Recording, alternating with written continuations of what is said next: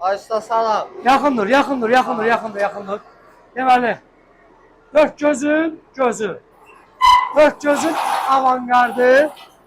Deməli, 360 dərəcə. Arkasında kimi. Restavrasiya olunur.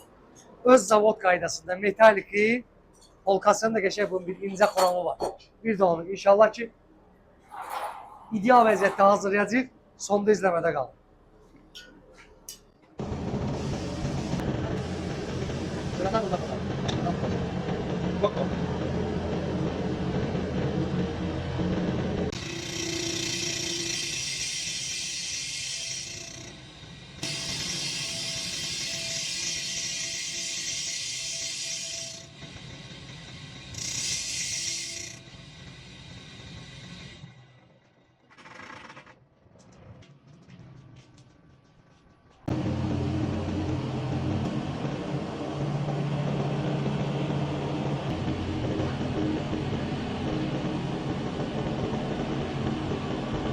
Birinci yaxındır. Aha. Deməli, hər kəsin axtardığı avantgard. Əl-əl axtarırlar. Hər kəsin 5-7 termokromu.